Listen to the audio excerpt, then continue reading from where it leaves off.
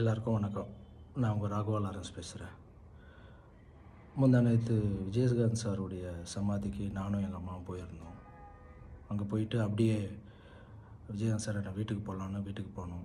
அங்கே Vijayakanth sir wife, அப்புறம் Sudeep sir, அப்புறம் அவங்களுடைய 2 பசங்க, அப்புறம் விஜயகாந்த் சார் ஒய்ஃபுடைய சிஸ்டர் இருந்தாங்கன்னு அவங்க இன்ட்ரொடியூஸ் பண்ணாங்க.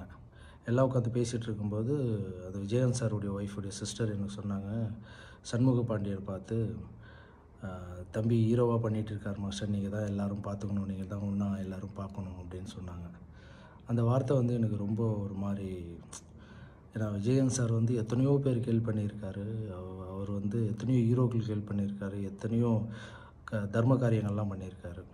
அந்த அம்மா வந்து நீங்கள் தான் இவங்களெல்லாம் பார்த்துக்கணுன்னு சொல்லும்போது அந்த வார்த்தை மட்டும் எனக்கு ஏதோ ரொம்ப ஒரு மாதிரியாக இருந்தது. ஏதோ ஒன்று பண்ணணும் அப்படின்னு தோணுச்சு. ஒரு 2 நாள் அப்படியே யோசனை பண்ணியிருந்தேன், அந்த பசங்களுக்கு ஏதாவது ஒன்று பண்ணணுமே. ஏன்னா அவர் பார்த்திங்கன்னா நிறைய ஹீரோங்கள் நடிக்கிற படத்தில் கெஸ்ட் ரோல் பண்ணுவார், அவர் ஃபைட் வந்து பண்ணுவார், சாங் வந்து பண்ணுவார். ஸோ மற்றவங்கள வளர்த்து விட்றதுல அவருக்கு ரொம்ப சந்தோஷம். அதே மாதிரி நானும் அவர் கூட இந்த கண்ணு பட போகுதையா படத்தில் வந்து மூக்குத்தி முத்தழகு மூணாம் பிறை பொட்டழகு சாங்க்கு நான் கோரியோகிராஃப் பண்ணியிருக்கேன்.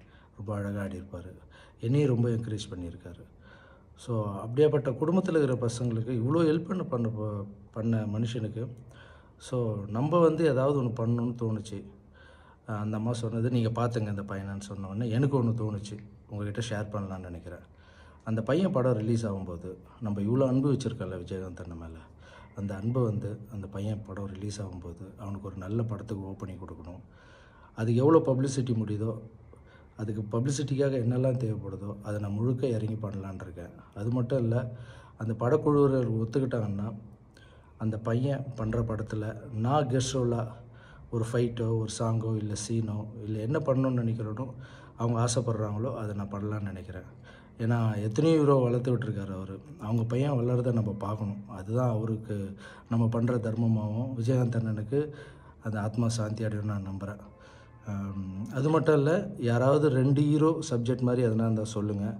சண்முக பாண்டியன் தம்பியும் நானும் சேர்ந்து பண்ணுற மாதிரி ஏதாவது சப்ஜெக்ட் இருந்தால் சொல்லுங்கள்.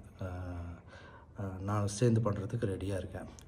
அதேமாதிரி விஜய் பிரபாகரன் சார் வந்து அரசியலில் இருக்கார், அவருக்கு என்னுடைய வாழ்த்துக்களை தெரிவிச்சுக்கிறேன்.